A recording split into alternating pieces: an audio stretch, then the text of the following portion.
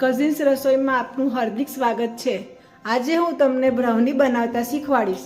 એના માટે આપણે જોઈશે ચોકલેટ બિસ્કિટ, દૂધ, બદામ, અખરોટ, દૂધનો પાવડર, બેકિંગ પાવડર અને ખાવાનો સોડા।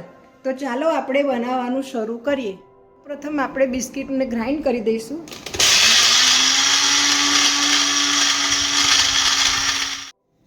હવે આપણે આ બિસ્કિટનો ભૂકો તૈયાર કર્યો હતો, એની અંદર બધી વસ્તુ આપણે એડ કરી દઈશું। એમાં મેં અડધી ચમચી બેકિંગ પાવડર, 1/4 ટીસ્પૂન મેં ખાવાનો સોડા લીધેલો છે। આ અમૂલનો પાવડર છે, જે દૂધનો પાવડર આવે છે એ નાનું પેકેટ લીધેલું છે। અને હવે એની અંદર આપણે જરૂર પ્રમાણે અંદર દૂધ ઉમેરીશું। પછી બધું આપણે એને સરસ રીતે મિક્સ કરી દઈશું। બધું સરસ રીતે મિક્સ કરી દીધા પછી આપણે જે બદામના થોડા ટુકડા લીધા હતા, થોડાક એ અને થોડા અખરોટના ટુકડા આપણે અંદર નાખી દઈશું। પછી બધું સરસ રીતે મિક્સ કરી દઈએ। મેં અહીંયા ઘડી એક કાચનો બાઉલ છે, એને ઘીથી ગ્રીસ કરી દીધેલો છે। જો આપણું મિશ્રણ છે ને આવું થવું જોઈએ।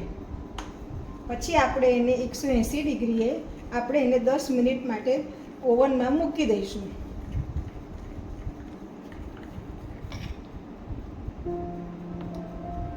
બધું મિશ્રણ મેં આ બાઉલની અંદર મૂકી દીધું છે અને એની ઉપર જે બદામ અને અખરોટના ટુકડા જે થોડાક રાખ્યા હતા એની ઉપર આપણે મૂકી દઈશું। હવે એને આપણે ઓવનમાં 10 મિનિટ માટે બેક કરીશું।